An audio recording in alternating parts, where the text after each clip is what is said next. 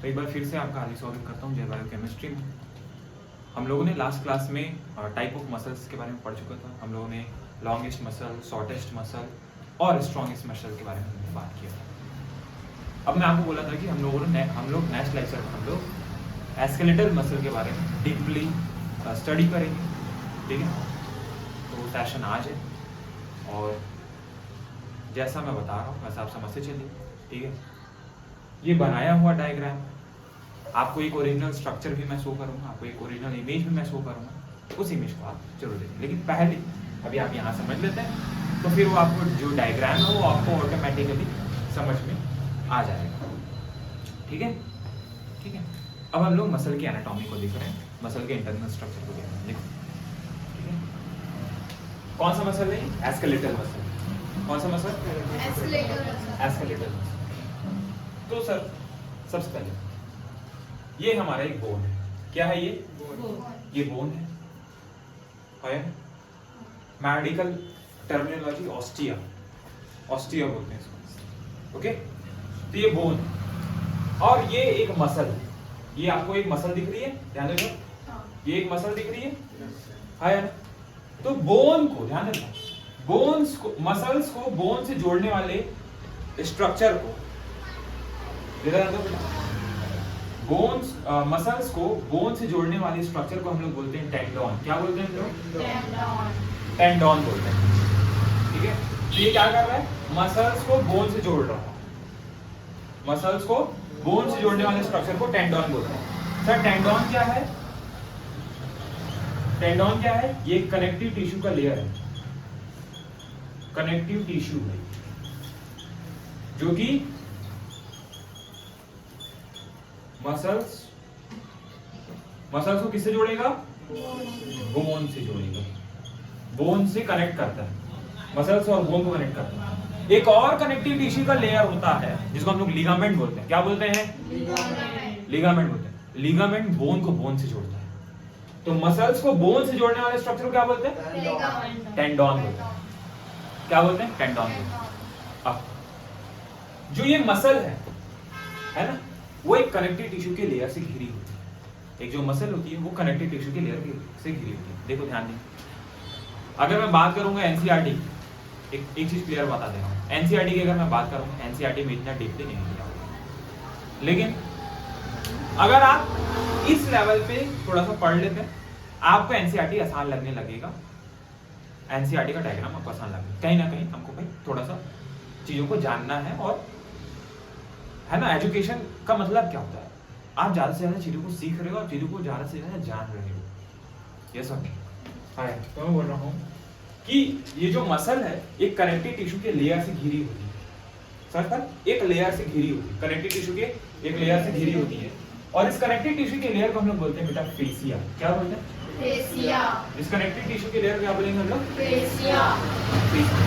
तो मसल्स को एक कनेक्टिव टिश्यू की सिंगल लेयर करती है, लाइन बनाती है या घेर के रखती है, जिसका नाम क्या है?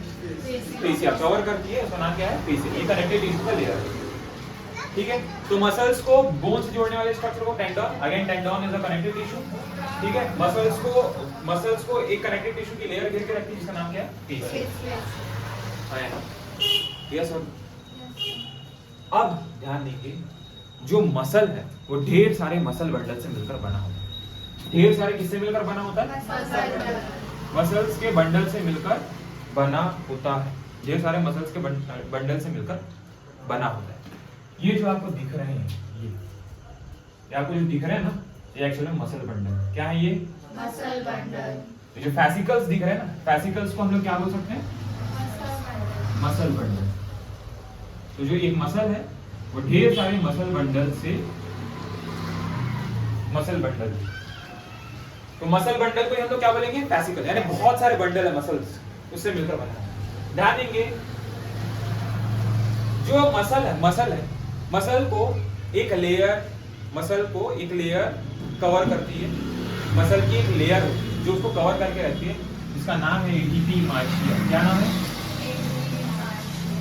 मसल्स की जो लेयर, आउटर लेयर, मसल्स की सबसे आउटर लेयर, समझ पर ये नहीं बोल, ये तो कवर करके रखती है, बोल मसल्स की लेयर, ये कनेक्टिव टिश्यू की लेयर है। मसल्स की outer layer, connective tissue, muscles की आउटर लेयर को हम लोग क्या बोलेंगे बेटा? एपीमाइसियम। हाँ या ना? ये सुनो, मसल्स की आउटर लेयर को क्या बोलेंगे? एपीमाइसियम। जो एक मसल है वो ढेर सारे मसल बंडल से मिलकर बना होता है। एक मसल ढेर सारे मसल बंडल से मिलकर बना होता है। इन सारे के सारे मसल बंडल को हम लोग फैसिकल्स बोलते हैं। क्या बोलते हैं? फेसिकल्स। फैसिकल्स बोलते हैं। ढेर सारे मसल बंडल क्या बोलेंगे? फेसिकल्स। अब ध्यान देंगे, जो फैसिकल है, फैसिकल को भी एक लेयर कवर करती है ना। फैसिकल्स की जो लेयर होती है, फैसिकल्स की जो आउटर लेयर होती है, फैसिकल्स के आउटर लेयर को हम पेरीमाइसियम बोलेंगे। फैसिकल्स के आउटर लेयर को हम क्या बोलेंगे? पेरीमाइसियम। तो बोल रहा हूं, मसल्स के आउटर लेयर को हम लोग क्या बोलेंगे? एपीमाइसियम। फैसिकल्स के आउटर लेयर को हम क्या बोलेंगे? पेरीमाइसियम। क्या बोलेंगे? पेरीमाइसियम। अब ये जो फैसिकल्स है कुल मिला के मसल बंडल है।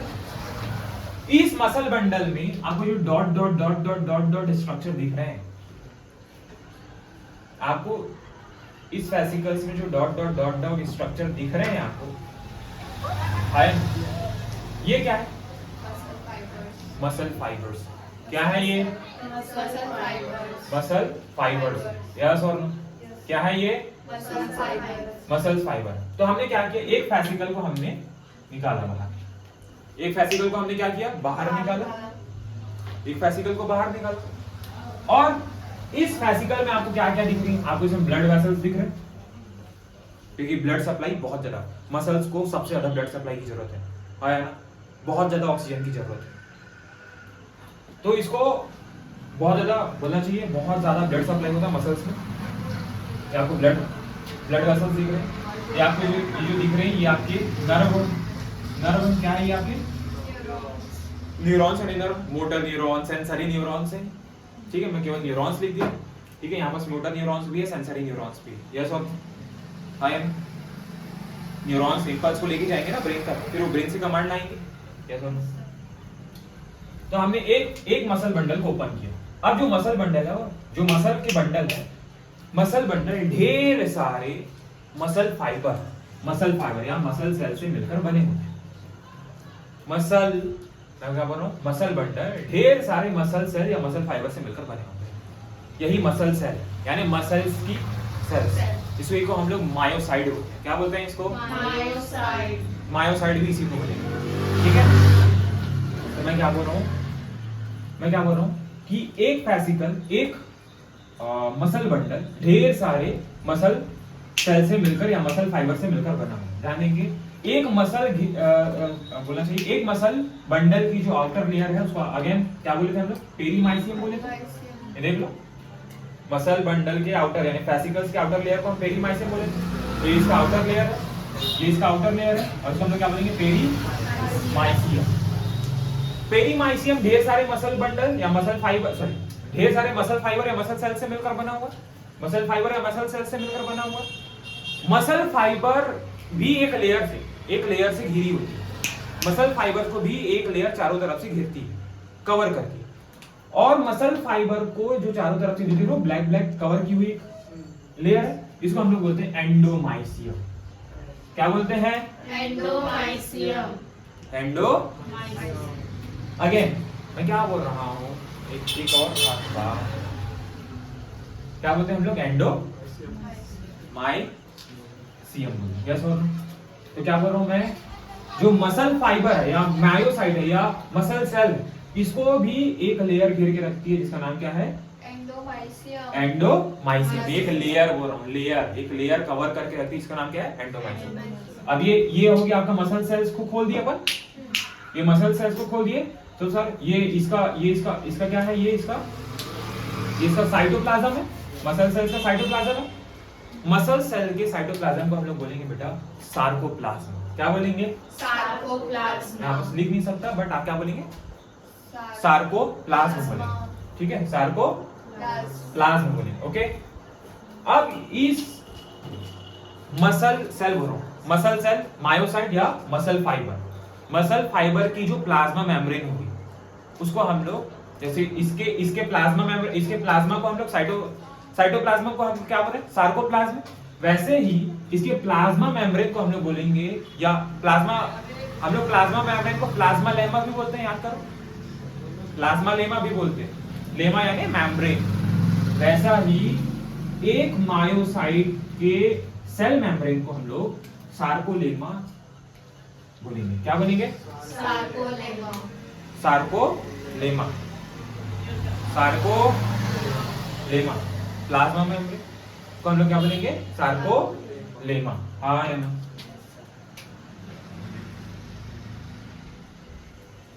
सार्कोलेमा ये है क्या? ये है क्या?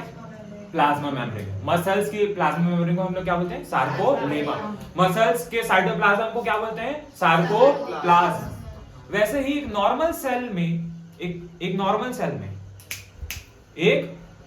सेल में जो एंडोप्लाज्मिक रेटिकुलम पाई जाती है उसको हम लोग एंडोप्लाज्मिक रेटिकुलम बोलते हैं। लेकिन एक मसल सेल में जब एंडोप्लाज्मिक रेटिकुलम पाई जाती है तो हम लोग उसको बोलते हैं सार्कोप्लाज्मिक रेटिकुलम। क्या बोलते हैं? Sarcoplasmic reticulum. अब यही सार्कोप्लाज्मिक रेटिकुलम बहुत लार्ज अमाउंट में कैल्शियम आयंस को स्टोर करके रखता है, यानी कैल्शियम आयनों को संग्रह करके रखता है। स्टोर है ना, समझ पा रहे? बहुत लार्ज अमाउंट में कैल्शियम आयंस को क्या करेगा? सार्कोप्लाज्मिक रेटिकुलम स्टोर करके रखेगा। तो सार्कोप्लाज्मिक रेटिकुलम क्या है? ये स्टोर हाउस है मसल सेल्स का। समझ में आया? आया ना? कैल्शियम आयन कहां स्टोर होंगे? सार्कोप्लाज्मिक रेटिकुलम में। आया ना? अब ध्यान देंगे बेटा, इस मसल सेल में, ये जो मसल सेल आप देख रहे हो, मसल सेल्स की सबसे आउटर लेयर जो उसको कवर करती है उसका क्या नाम है? एंडोमाइसियम। और इस मसल फाइबर या इस मायोसाइट के प्लाज्मा मेम्ब्रेन को हम लोग क्या बोलेंगे? सार्कोलेमा। क्या बोलेंगे? इसमें जो एंडोप्लाज्मिक रेटिकुलम पाई जाएगी उसको सार्कोप्लाज्मिक रेटिकुलम, जो कि कैल्शियम आयनों का स्टोर हाउस है। यस और नो? अब इस मायोसाइट में बैंड्स मिलते हैं, कुछ फाइबर्स हैं, कुछ धागे हैं। समझ पा रहे? समझ पा रहे कि कुछ फाइबर्स हैं, जो कि कुछ फाइबर्स डार्क दिखते हैं, कुछ फाइबर्स लाइट दिखते हैं। लाइट डार्क फाइबर्स मिल रहे हैं इसमें। और इन फाइबर्स को हम लोग बोलते हैं मायोफाइब्रिल। क्या बोलेंगे? मायोफाइब्रिल। है ना? तो ये लाइट डार्क कैसे दिखेगा? जो बोलना चाहिए, इसको हम लोग थिक फिलामेंट भी बोलते हैं और थिन फिलामेंट। थिक यानी मोटा और थिन यानी पतला।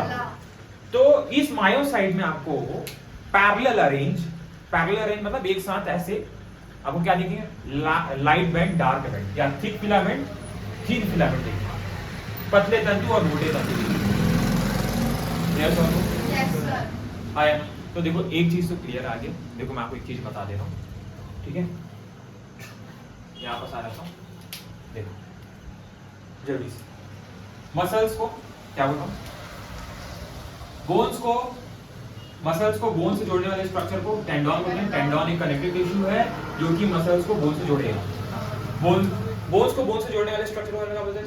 लिगामेंट बोलते हैं। लेकिन यहाँ पर मसल्स को बोन से जोड़ने वाला स्ट्रक्चर क्या बोले? टेंडन। कनेक्टिव टिश्यू का एक लेयर है। पूरे मसल्स को एक कनेक्टिव टिश्यू की लेयर घिरती है जिसका नाम क्या है? फेसिया। कनेक्टिव टिश्यू की लेयर घिरती है जिसका नाम क्या है? फेसिया। मसल्स की सबसे आउटर मेम्ब्रेन को हम लोग क्या बोलते हैं? एपिमाइसियम। आया ना? एपिमाइसियम। अब जो एक मसल है वो ढेर सारे मसल बंडल से मिलकर बनी होती है, जिसको हम लोग क्या बोलते हैं? फैसिकल्स बोलते हैं। क्या बोलते हैं? फैसिकल्स या फिर मसल बंडल। आया ना? फैसिकल्स भी एक लेयर से घिरी होती है, एक लेयर से कवर होती है, जिसको हम लोग क्या बोलते हैं? पेरीमाइसियम। हर एक मसल बंडल एक लेयर से घिरी होती है, जिसका नाम क्या है? पेरीमाइसियम। आया ना? यस और नो? पेरीमाइसियम। अब जो फैसिकल्स है या मसल बंडल है, ये ढेर सारे मायोसाइट यानी मसल्स के सेल, मसल सेल से मिलकर बनी होती है। मसल बंडल ढेर सारे मसल सेल से मिलकर बनी होती है। आया ना? तो देख लो, ये ढेर सारे मसल सेल्स हैं। आया ना? ये ढेर सारे मसल सेल्स हैं। तो मसल बंडल की आउटर मेम्ब्रेन को हम लोग पेरीमाइसियम बोले थे। आया ना? अब मसल सेल भी एक मेम्ब्रेन से घिरी होती है, एक लेयर से कवर होती है। इसको हम लोग क्या बोलेंगे? एंडोमाइसियम। क्या बोलेंगे?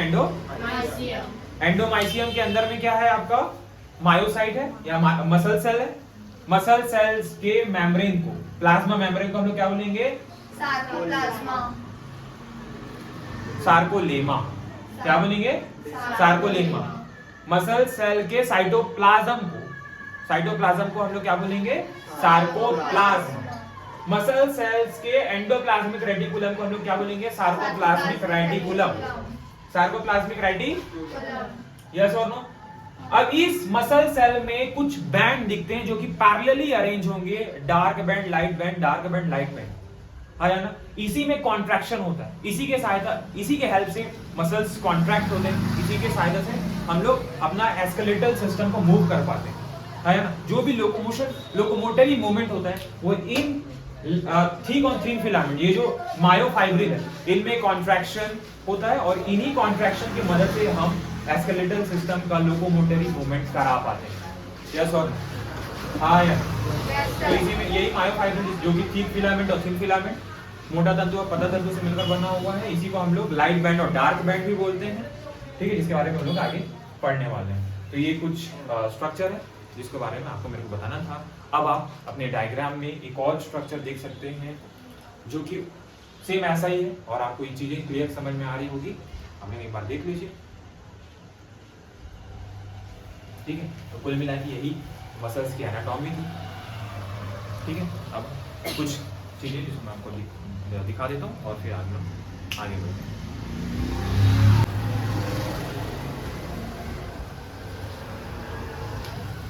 तो अब एस्केलेटल मसल के स्ट्रक्चर जो अभी आपको मैं बताया, उसको कुछ लाइंस हैं एनसीईआरटी और थोड़े से एनसीईआरटी के बाहर जिसको हमको देखना बहुत ज़रूरी है, क्योंकि चीज़ों को अगर डीपली और बेसिक से उठाना है और आपको इंटरनल को मतलब इंटरनल स्ट्रक्चर को अगर आप कुछ समझना है एकदम अच्छे अंडरस्टैंडिंग के साथ, तो जो मैं बता रहा हूँ ऐसे आप फॉलो करें। जिस चीज़ों को मैं हिंदी में बताऊँगा, इंग्लिश में बताऊँगा, आप नॉर्मल लेके चलें, ठीक है? अगर आप हिंदी मीडियम से हैं तो आप हिंदी मीडियम में नोट करें, और इंग्लिश में तो फिर हिंदी इंग्लिश में समझाते ही जाऊँगा, ठीक है? चलो हेलो, आंतरिक की पढ़े एस्केलेटल मसल अल्काली पेशियों की। Each organized skeletal muscle in our body made up of number of muscle bundle, यानी हमारे बॉडी में हर एक मसल ढेर सारे मसल बंडल से मिलकर बना होता है ना? पहले बता चुका हूँ, है ना? जिसको हम लोग क्या बोलते थे? फैसिकल्स, है ना? Muscle bundle of fascicles, yes और नो? फैसिकल्स के मसल बंडल से मिलकर बने होते हैं फैसिकल्स। अब मैं बताया था फैसिकल्स के अंदर ढेर सारे क्या है, देखो मेरे पास। Fascicles are held together by a common collagen connective tissue. Fascicles are held together by a common collagen connective tissue layer called fascia. यानी हर एक fascicle एक कोलेजिनस कनेक्टिव टिश्यू के लेयर से घिरी हुई है, जिसको हम लोग क्या बोलेंगे बेटा? फेसिया बोलेंगे। क्या बोलेंगे? फेसिया। हर एक फैसिकल एक कॉमन यानी कॉमन कोलेजन कनेक्टिव टिश्यू से के लेयर से घिरी है, जिसको हम क्या बोलेंगे? फेसिया बोलेंगे, ठीक है? ठीक है, मतलब एक्चुअली फेसिकल्स को घेरता है। मैं आपको बताया था ना, फैसिकल्स को जो चारों ओर से घेरेगा उसको क्या बोलेंगे हम लोग? मतलब मसल बंडल को ही घेर रहा है, पूरा मसल्स को घेर रहा है, उसका नाम फेसिया बोला था, है ना? Yes, the fascicles are held together by a common collagen connective tissue. It's called fascia. It's called fascia. समझ में आ रहा है? कोई कंफ्यूजन नहीं है ना? Each muscle bundle contains number of muscle fiber. हर एक मसल बंडल के अंदर ढेर सारे मसल फाइबर्स हैं। ढेर सारे क्या है? Muscle fibres. मसल बंडल को हम fascicles बोलते हैं। Yes or no? Each muscle fiber या myocyte या muscle cells is long cylindrical surrounded by a cell membrane is called sarcolemma. हर एक मसल फाइबर, इसी को हम लोग मायोसाइट या फिर इसको मसल सेल बोलेंगे, ये लॉन्ग सिलेंड्रिकल यानी बेलनाकार संरचना है। लॉन्ग सिलेंड्रिकल है मतलब ये जो कि सिलेंड्रिकल स्ट्रक्चर है जो कि प्लाज्मा मेम्ब्रेन से घिरा होगा, जिसको हम लोग क्या बोलेंगे? सार्कोलेमा।